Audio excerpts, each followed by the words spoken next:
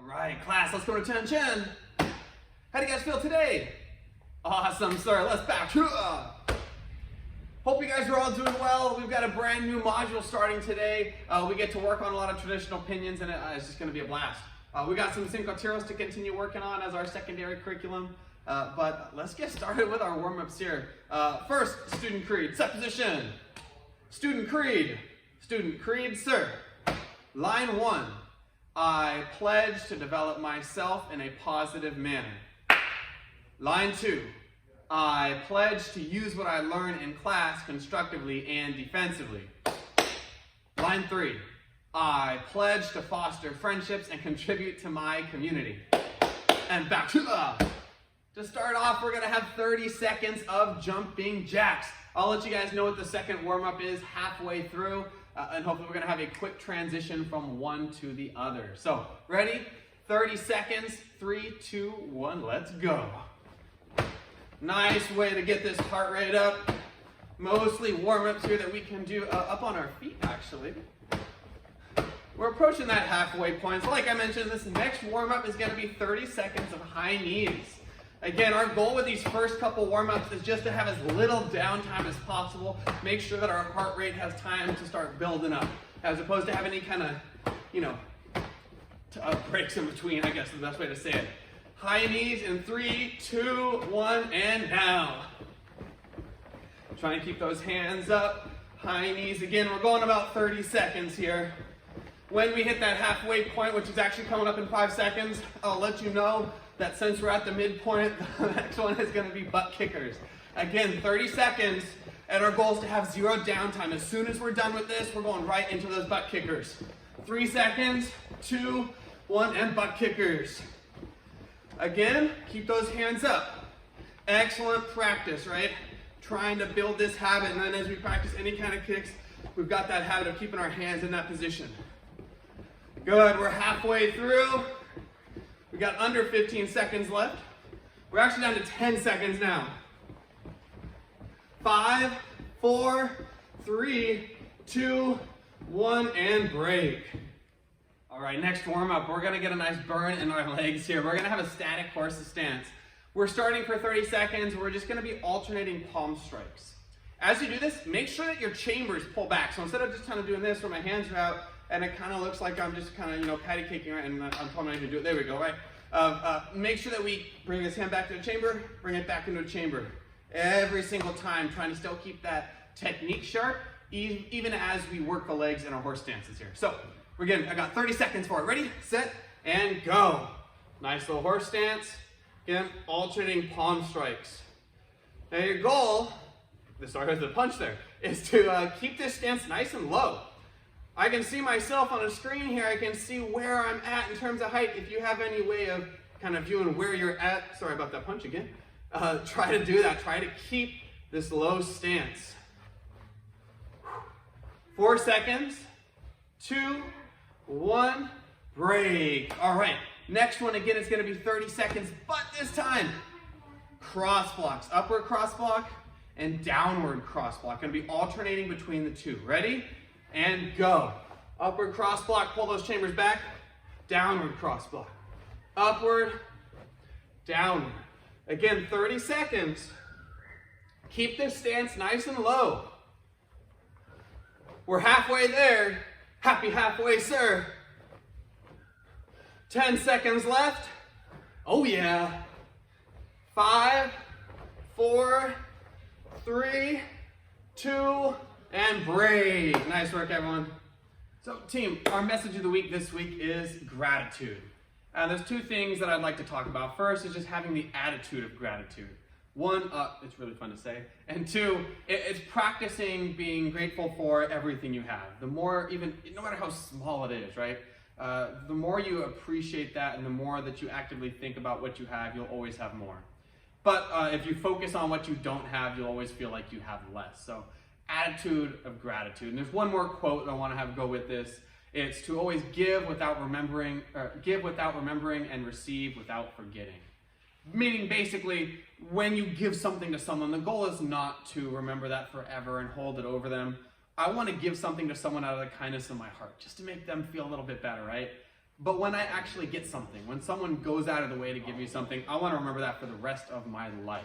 So again, gratitude is our message of the week. We've got some pinions coming up next. All right, everybody, return to one of my favorite things to do in the martial arts, traditional forms. I am really excited about it. I hope you guys are too. And without further ado, let's get started. All right, everybody, we get to return to one of my favorite things to do is traditional pinions here.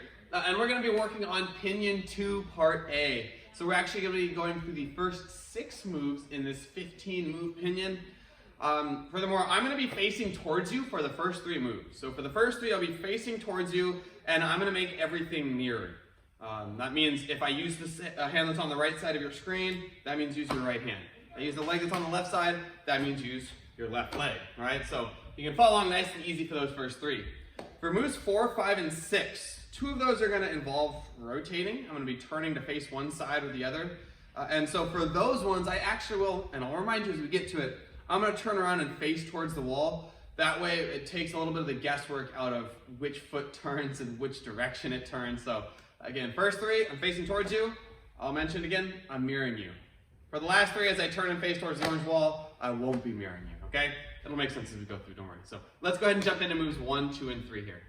So as you guys remember from pinion number 1, we start in our set position, we slide into our horse's stance. Real fast review of that. You start in your set position, left hand open, right hand closed.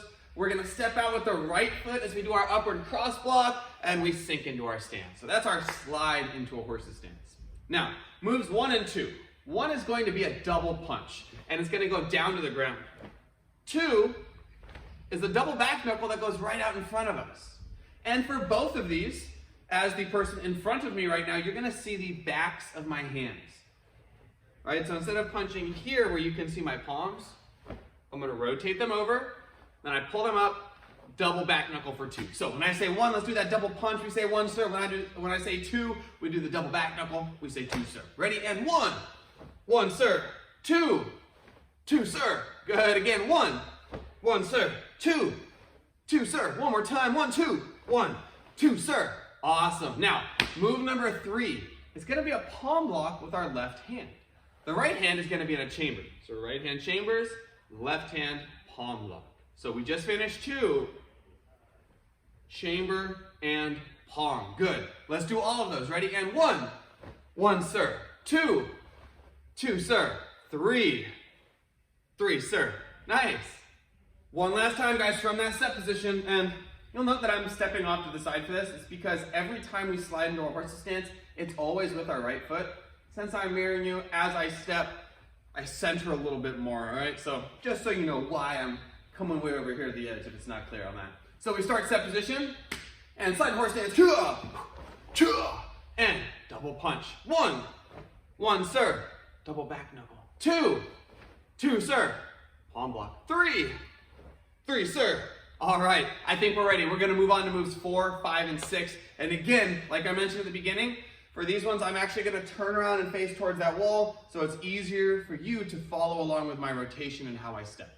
Let's run through these first 3 moves real quick together so we can get onto that 4th move. So we start at set position. We slide into a horse stance. Move number 1 and 2, double punch, double back knuckle, right? 1, 2, 1, 2, sir. 3. Palm block with the left hand, right hand is chambered. Now for move number 4, my left foot is going to be the one that moves. The right foot, right here, stays in its spot. It's going to turn, but it's not actually going to change position. So, left foot slides up. I'm going to turn to the left, and my left foot steps to the back of the room. So you're probably stepping away from whatever screen you're watching on right now. Again, slides up, turn, slide to the back of the room. Now we've got one more thing. We have to have our hands do something here too, right? My left hand is already open. It's going to do a check out in front of me. So it's kind of like a chop. I'm hitting with the blade of my hand, just so I'm not completely extending the arm and hitting sideways. Strikes out in front of me. I'm going to sink a little bit more into my stance, and I'm going to punch with my right hand. So if we were here earlier, the hand that's open does the check, left hand. The hand that was closed in the chamber there is going to do the punch. I step out, check, and punch. Good. One more time. Palm block with the left hand here, right? For move number 4. left foot up, turn to the back, check, and punch to the ground with the right hand. Those are all part of move number 4. Nice work, guys. 5 is nice and simple, and then we'll talk about 6, which is a really exciting one. We get to this nice big turn and chop. So facing towards you for a quick second for a talk about move number 5. Move number 5 is using something called a side to side. And hopefully you guys remember this from pinion number 1.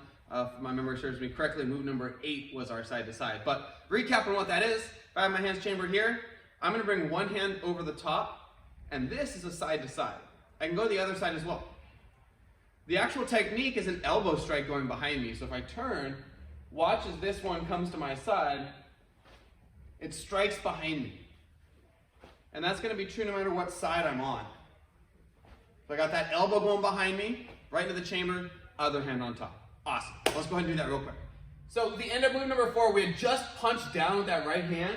I'm gonna bring my right hand to the top, and usually I bring my arm out a little bit so I can strike back. So it looks like this. That's my side to side. It'll be on the left side there. So nice and quick there again. 5. Good. Now, move number 6. We're gonna turn 180 degrees. That means I'm gonna end up facing the opposite direction of what I currently am. So I'm facing towards this side. By the end, I'll face over there. And I'm gonna follow the same rule for move number 4, and that only one foot moves. In move number 4, there's my left. In move number 6, it's gonna be my right. So the leg that's closest to my wall here is gonna slide behind me until I'm in a new horse stance facing the opposite direction. And my right hand is gonna chop to the back of the room. So I'm chopping towards you, you're probably chopping away from the screen, away from me. All right, do that again. From 4, we did our check and our punch. 5 is side to side. And then 6, step behind, new horse stance, and chop to the back of the room. Awesome, let's do that again together.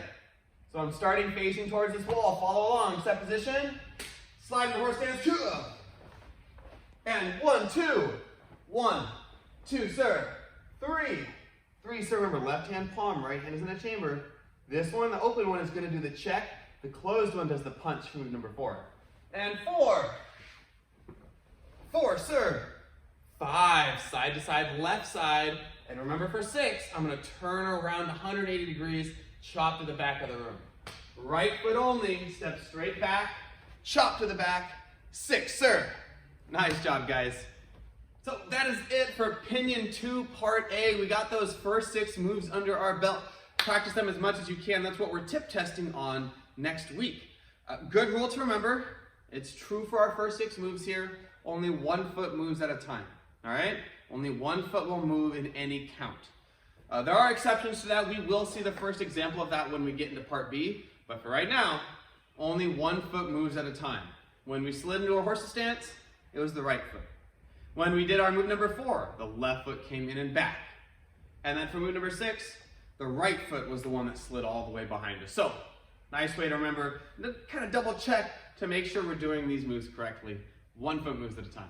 Excellent work, guys. We got a little bit of cinco tiros to practice next. All right, everybody. For our second curriculum today, we're going to be working on some cinco tiros. It's been a real blast to be able to spend an extended period of time on this. Normally it kind of comes and goes quickly, but I've been really enjoying it. In the last couple weeks, it was our primary curriculum, what we tip tested on. This module, however, that primary tip testing curriculum, will be on the pinions that you just worked on, okay?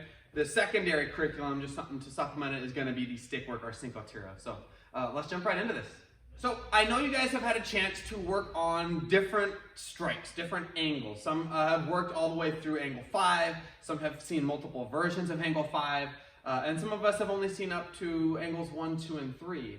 And so I want you to start with what you know, and we're just working on different types of those 5 angle strikes. Let me tell you what I mean. When we strike, there's a couple different things that we can do. A more powerful strike, say that I really wanted to deal some damage, we're going to be using a follow-through strike. So assume my target was you, and let's start with just angle 1s here. I've got my stick up. Remember, I want to have the leg forward that is on the same side as my stick hand. So if my right hand has the stick, my right foot is forward. Left hand stick means left foot forward. Live hand is up. Now for a follow-through, you do exactly what it sounds like. Once I hit my target, I'm going to follow through. So if I'm dropping my stick here, I'm not going to stop it at you, but I will follow all the way through the opposite side. These ones are often practiced with the strikes going on the opposite side there too. So I go forehand, backhand. Forehand follow through, backhand. Now remember, the goal is to keep that 90-degree angle between our stick and our arm as we strike. So I'm going to start here. As I rotate, I hit my target. Boom, I've still got that 90. I can break my 90 as I finish it and I bring it across. Then I'm going to go the opposite direction. Boom, hit the target, which would be you right now. I'm trying to keep that 90, and then I can bring it through. All right, so that's our follow through. 1 and 1. Now we're also going to be practicing our retracting strike. This is really great if you needed to get a quick strike to a target, but you want to ensure that you've got your stick back quickly to block. So let's say again, we're using that idea of that angle 1 strike. I start my stick fighting stance here. I'm rotating the hips. I strike, but as soon as it hits the target, it's pulling back. So you're going to see a lot of hit and back. Backhand here. Not as much hip rotation as a follow through would have, right? But it's still got a decent amount. Boom. Retracting. Those are our retracting strikes. We've got follow through and retracting.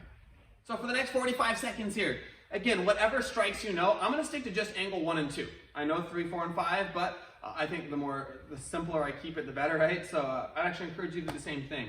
Angles 1 and 2, I'm just going to be working on follow-through strikes, and then after a little bit, I'll start working on those retracting strikes. I'll let you guys know when we're halfway through, so if you'd like to make that swap, you can with me, okay? So I'm going to start with those follow-through strikes. Ready? 45 total seconds to practice. Let's begin. All right, follow through, rotate the hips. Big thing that you want to make sure you do here is not over-rotate the stick, or not over-commit to the strike. What I mean by that is, you know, my stick came all the way behind me. I never want that to happen. Remember, I always want my stick hand to be in front of my chest. So right now I've rotated, but that hand is still in front. Good, let's see an angle 2.